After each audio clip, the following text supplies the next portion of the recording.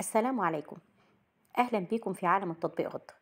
لو أنت مهتم بالجديد والمفيد في عالم التطبيقات، تقدر دلوقتي تشترك في القناة وتفعل الجرس علشان يوصلك مننا كل جديد ومفيد في عالم التطبيقات، ونقدر نشرح لك كل التطبيقات المحلية والعالمية، زي تطبيقات العقارات، تطبيقات السيارات، الطيارات، التطبيقات اللي بتسرق بياناتك وبتستنزف حساباتك، وكمان تطبيقات التعارف.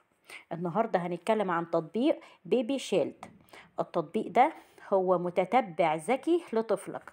التطبيق ده من أهم التطبيقات اللي بتبقى موجودة على تليفونك للي عندهم أطفال صغيرة ومواليد.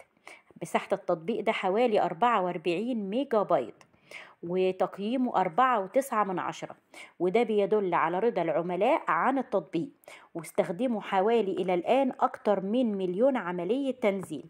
التطبيق ده هو تطبيق شامل للأطفال والأبوة والأمومة، لكل حاجة بتتعلق بالأطفال والرضع. لو انت محتاج لجهاز تعقب لحديث الولادة، أو تحتاج ان انت تتتبع أنشطة طفلك ونومه وتغذيته، التطبيق ده بيوفر لك الحل، لانه بيديلك تذكيرات لكل مواعيد رضعات طفلك، ومتابعة الرضعات كويس جدا، ووقت الرضاعة، والكميات اللي طفلك لازم يرضع بيها. تقدر ان انت تضيف ملاحظاتك لتتبع المواد الصلبة ومتتبع أغذية الأطفال. تقدر كمان ان انت تستخدم أنشطة الحمام بالميعاد والوقت، وتستخدم متتبع لاستخدام المرحاض. تقدر ان انت بضغطة واحدة بس ان انت ترتب كل حياة طفلك، وترتب مواعيد نومه، وبيدي لك تقارير محسنة وعن مواعيد نوم الأطفال، وإزاي نتتبع نومهم، وإزاي ننظم مواعيد نومهم، وكل شيء خاص بيهم. التطبيق ده بيبين كل الإرشادات خطوة بخطوة اللي بيقدمها لك، اللي تقدر تفيدك في تتبع طفلك، اللي وإن هو يدير حياته بشكل أفضل، ويدير عملية النوم عنده كمان. وكمان بيديلك لإرشادات ونصائح خبراء معروفين في الأطفال.